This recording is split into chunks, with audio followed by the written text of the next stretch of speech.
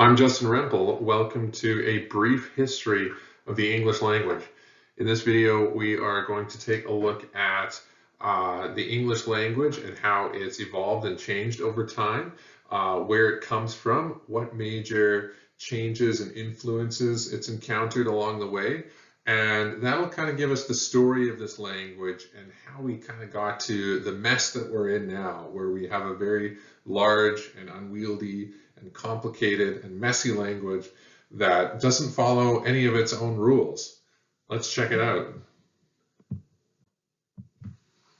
So when we're talking about the history of the English language, we typically break things up into three key time periods. And I just want to note that all of the dates that we're dealing with in this presentation are very approximate dates. They're kind of just rough numbers that are rounded off to usually the nearest century or half century. And they're just approximate time eras. They're also all dates in AD, which stands for after death, or Latin Anno Domini, in the year of our Lord. Or CE is another abbreviation we use for that, which just stands for Common Era. We're not dealing with anything BC, before Christ, or BCE, before Common Era. The English language just doesn't really date back that far. It's not that old. It's old, but it's not that old. So all of our dates are AD or CE. That goes without saying from here on out. So three key time periods for the history of the English language: Old English, Middle English, and Modern English. Easy enough to remember, right? The period that we talk about as being Old English is from the year 400 to the year 1000, roughly. Middle English happens roughly during the Middle Ages. Conveniently enough, it's roughly from the year 1000 to the year 1500. And when we're talking about Modern English, we're talking about English from the year 1500 to the present day. And these are rough numbers, but English in all three of these phases is really quite different from each other. And if you were talking to someone from one of these periods, you probably wouldn't be able to understand them if you're from a different period, because the language is, there's some overlap or some similarities, but in many ways it's almost unrecognizable from one period to the next. Let's take a closer look. So let's start with Old English. We're going to do this in chronological order, oldest to most current. And you can divide Old English into a few subdivisions. You can look at Prehistoric or Primitive Old English, which is from about the years 400 to 600. You can look at Early Old English, which is about the years 600 to 900. And you can look at Late Old English, which is from the year 900 to 1000. Again, these are approximate rough numbers, but they give us a sense of how the language has changed over time. We're going to be doing this with all three periods: Old English, Middle English, and Modern English. We're going to be looking at subdivisions more closely to figure out how the language has changed. So let's start with Prehistoric Primitive English.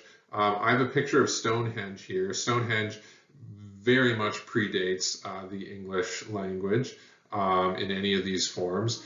That's from thousands and thousands of years BC or BCE.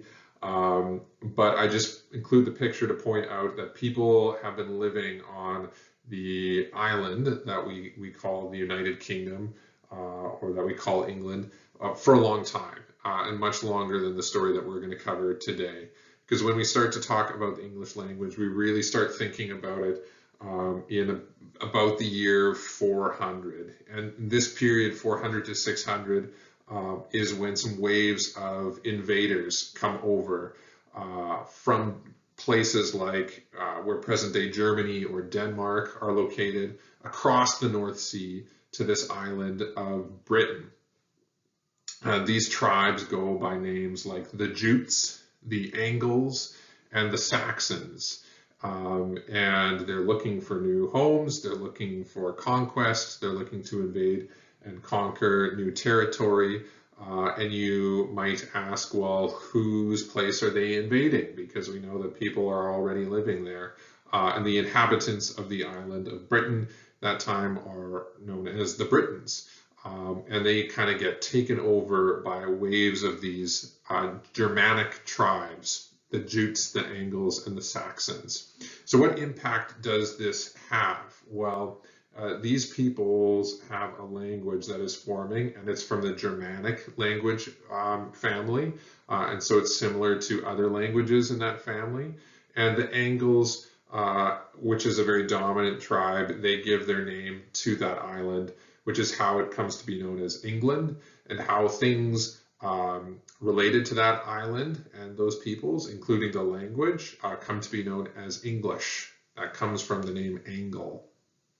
The Angles and the Saxons are the dominant tribes, and Anglo-Saxon refers to those peoples, that culture, but also the language that they start to form, which is the confluence or the coming together of a few of these Germanic tribal languages. And Anglo-Saxon is another name for Old English, which is a Germanic language. And so when we use the term Old English, we are properly referring to a language that starts about this time, the years 400 to 600, a millennium and a half ago, right? A very long time ago. This language looks and sounds very differently than the English that we use today.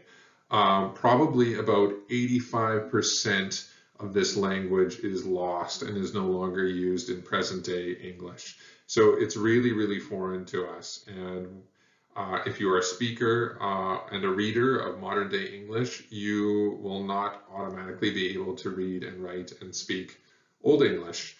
This is the alphabet that they're writing in. It's a runic alphabet. It uses letters called runes. And you will notice there's a lot of very straight lines and very sharp angles. And the reason for that is because they are not writing these letters primarily on paper. Primarily, these letters are being carved into wood or engraved into stone. And so when you're working with knives and you are carving into hard materials, you need to be able to work in mostly straight, very angular lines. So that's why the runes have the look that they do. And why they're used by the Anglo-Saxons. And the alphabet has some variety. It can have, 20 to 35 letters, depending on the exact version that you're looking at. There's very little standardization that has happened yet at this point. But the alphabet is named the Prehistoric, after the first 6 runes. So our word alphabet comes from the first 2 letters of the Greek alphabet, alpha and beta. It's kind of like saying know your ABCs, right? Which is a term we use in English. And this is how most alphabets are named. You just take the first few letters and you name your alphabet after the first few letters. Same thing here. You can see that the first 6 letters are F, U, S, O, R, K, right? F-U-T-H is 1 letter, O-R-C. Those are the first 6 letters. It's what the alphabet is named after. And pay a special attention to that 3rd letter, which makes the th sound. That's a letter we don't have by itself anymore. It's a letter called thorn, and it's going to come into play later in our story. But you can see that some of the sounds and letters are different than the modern day ones we have in our modern English alphabet. Early Old English is a time period from about the years 600 to 900. Some notable poets and authors who are working during this time include Beowulf and Aldhelm, and English literature is beginning to develop. Poetry and stories are beginning to be written and recorded in this very early language, very young language. And one of the main genres of this language is epic poetry and epic storytelling. Lots of stories of heroes fighting monsters. Here's a great example of the most significant piece of literature to come out of this time period. It's the epic poem Beowulf, and it dates back to somewhere around 700 to 750. That little C with a dot is an abbreviation that means circa. It just means around that time, roughly that time period. We don't know who wrote Beowulf. The author is anonymous. It's lost to history. It comes out of an oral tradition, and it was probably told and retold by many different people before it was recorded in writing. The premise is that we have a hero king. The hero of our story is named Beowulf, and he defeats a series of monsters. Three main monsters in the story: Grendel, Grendel's mother, and then there's a dragon in the third act. Very exciting stuff. This is epic poetry. It's written in Old English meter, which is a form of alliterative verse. So this is a type of poetry that's not focused on rhyme. Rhyme comes in later, but this type of poetry is focused on alliteration, which means repeating or using words that start with the same letter. So you get that nice repetition. And each line is kind of divided into two half lines. So it has a real rhythm to it, but not rhymed words for sure. So here's an original text of Beowulf on the left-hand side, and you will not be able to read it.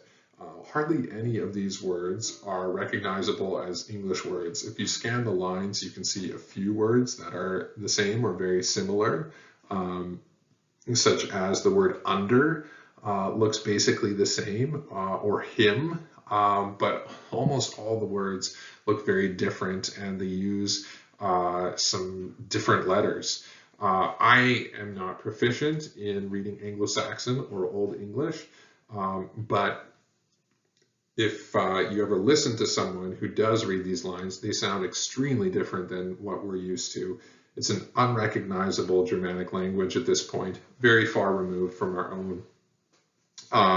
But the first line might be something like, Hevet ve Gardena in Giardagum. Okay, that doesn't sound like English to us. It translates to, lo, praise of the prowess of people kings.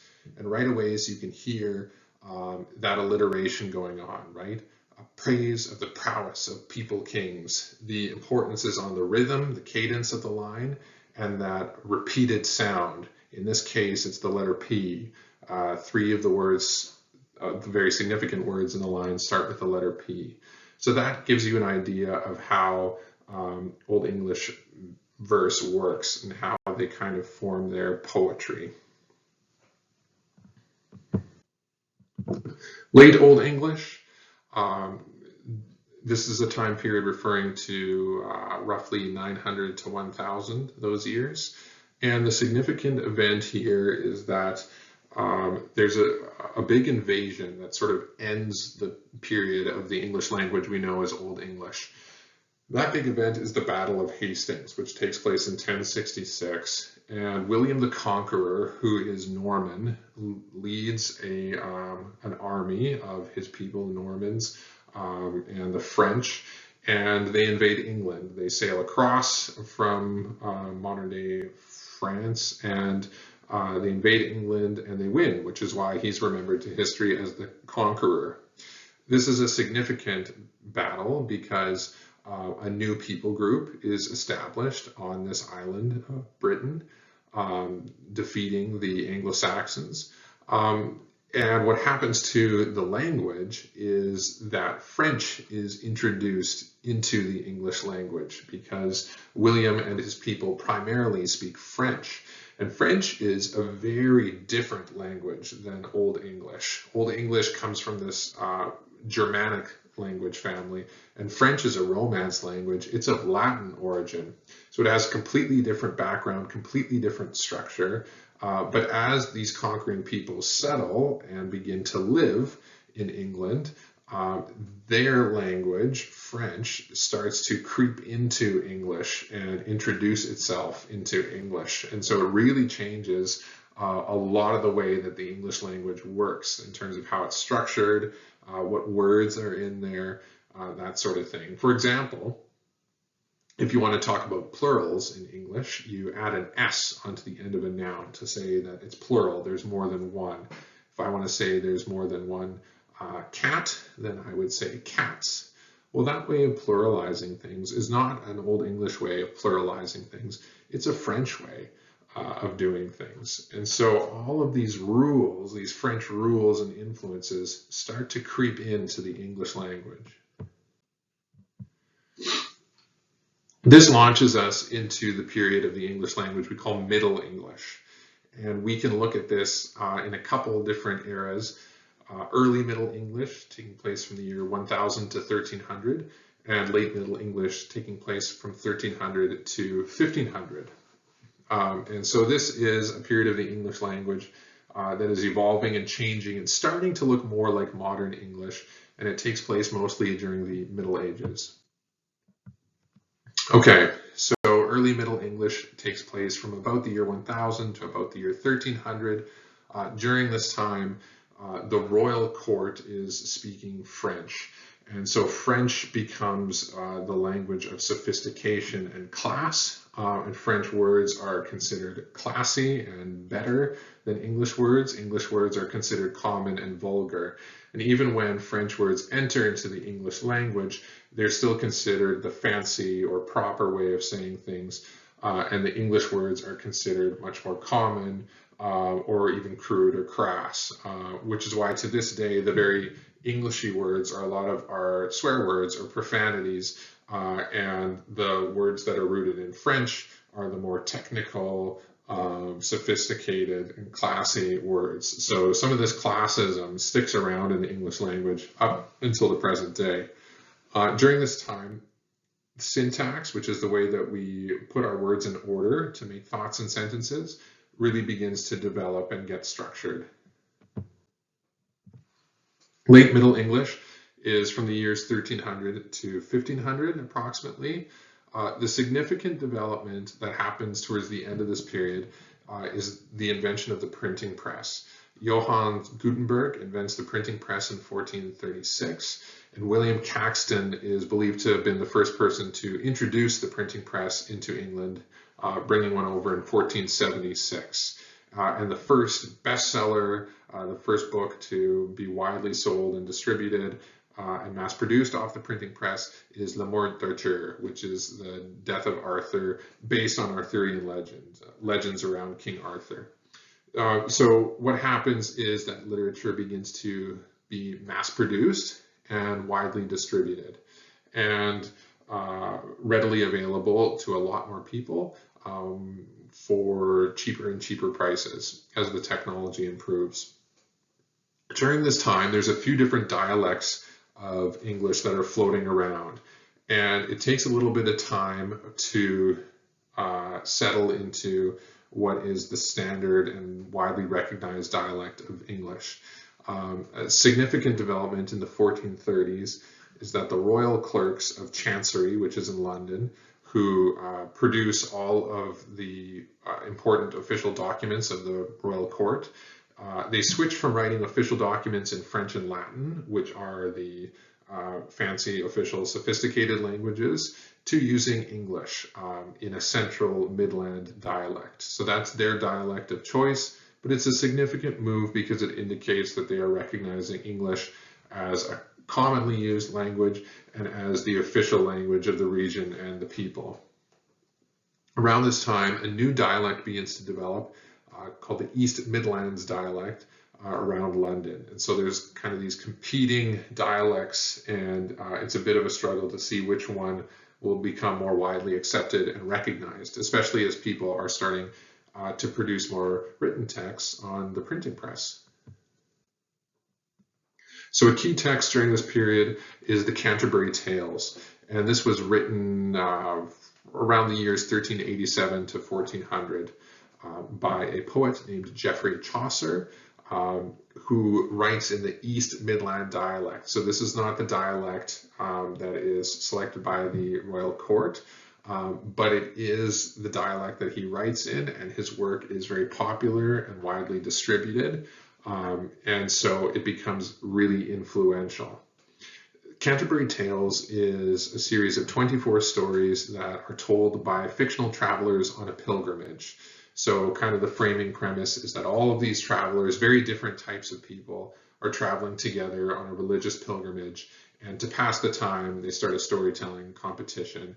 And there's millers and bakers and knights, and some of them tell very grand stories of love and chivalry, and some of them tell very crass stories that are more intended to make people laugh with their rude humor. The Canterbury Tales is actually incomplete. Chaucer never finished it, but it was, and it remains the most widely known and influential work of this time period. It's written in poetry, in rhymed iambic pentameter.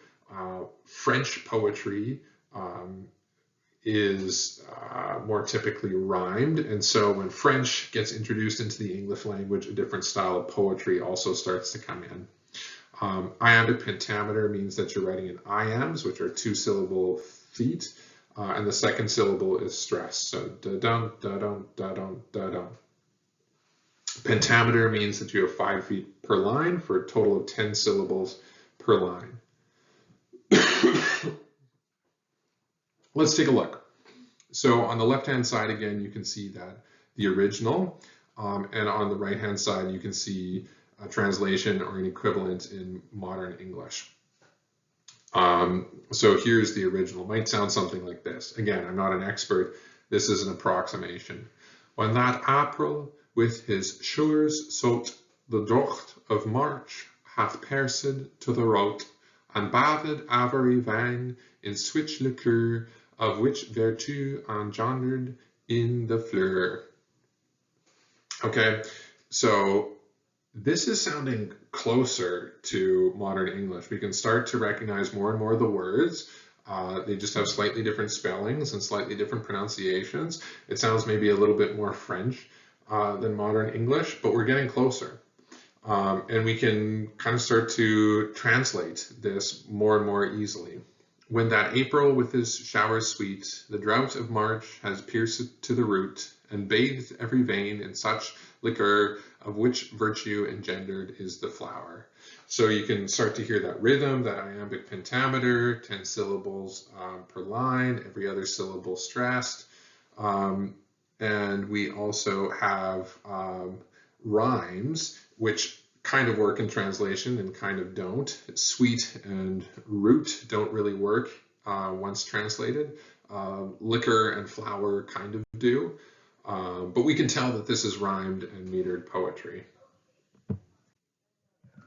Modern English, we can subdivide into early modern English. That time period is from 1500 to 1700, and late modern English, which is from 1700 to the present day, and that's what we're in now. And so now we're getting closer to our home turf, right? The language that we're actually speaking.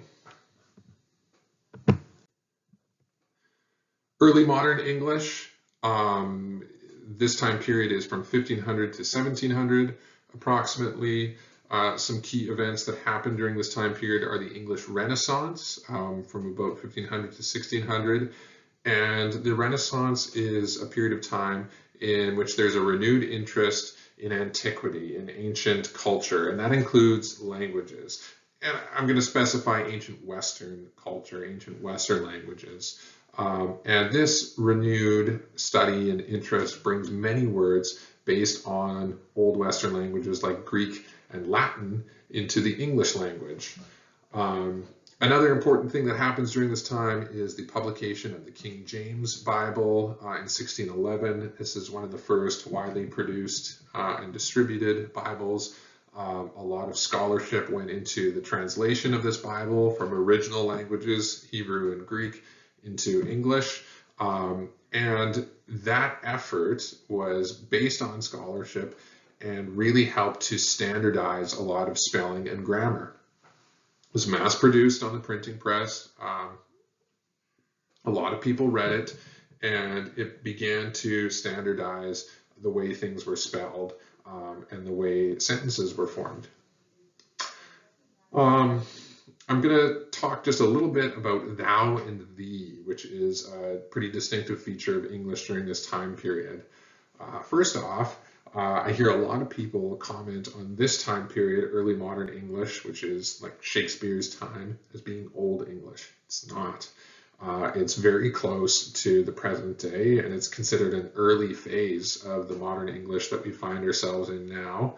But this is one of the distinctive features that's different from the way we use English nowadays. This word thou or thee, it's a pronoun that we use. Today we would say you, and it's a singular pronoun in English, and it's in use from about 1300 to 1700. The adjective forms were thy and thine, where today we would say your or yours. And it can also be used for familiarity, formality, or contempt. So familiarity would be, I love thee, right? I'm using it very affectionately. Formality, if I'm addressing my superior, like the king, or God, how great thou art. Or contempt, I hate thee, right? So these kinds of strong emotions, love, respect, hatred, you can use this pronoun for all of them. But the idea is that it's a singular pronoun. So it's for when I'm addressing someone else directly, and there's just one person that I'm talking to. If I want to talk to someone else and it's a group of people, I would use you or ye, a second person plural pronoun. And the Y is actually based on an Old English letter thorn. I told you that would come back, which means it's pronounced TH. So when we see these signs like ye old tavern, that would probably be the old tavern. The letter Y would be pronounced as a TH in that case. But it's changed and evolved over time. Now we pronounce it as a Y sound, you. And we don't have a singular or a plural second person pronoun. We just use you, whether we're talking to one person or a group. We've got the same word for both. So a key text from this era is Hamlet. This is the biggest work by the biggest author of the period, the playwright William Shakespeare. He writes in the Elizabethan era. Elizabeth I is the queen, and this period of English is sometimes called Elizabethan English as well. He writes Hamlet around the years 1599 to 1601. The premise of the story is that Prince Hamlet's father has passed away. Hamlet suspects his uncle Claudius, who has taken the throne and married Hamlet's mother, of murder. It's a play, it's written for the stage, but it's 75% poetry. A lot of this play is written in blank verse, which means we have that iambic pentameter, the same as we did with Chaucer, but unlike with Chaucer, it's unrhymed, and that's why it's called blank. So we still have the meter, we still have these 2-syllable feet, emphasis on the second syllable, we still have 5 feet per line, which means 10 syllables per line, but it's not rhymed, it's just left blank. To be or not to be, that is the question. Whether 'tis nobler in the mind to suffer the slings and arrows of outrageous fortune, or to take arms against a sea of troubles, and by opposing end them. To die, to sleep. Da da da da da da da da da da. 1, 2, 3, 4, 5, 6, 7, 8, 9, 10. That's iambic pentameter. Late modern English. This is the era we're in now. It covers the year 1700 to the present, and who knows where we'll go next. Some key events, especially around the beginning of this period, include the Industrial Revolution, which happens around 1760 to 1840. That introduces a lot of new technical terms into the English language, and also the British Empire, imperial exploration and colonization, causes the British Empire and the English language to come into contact with a lot of other cultures and languages, which allows their influence to come into play. And we get all sorts of different words coming into the English language from that movement.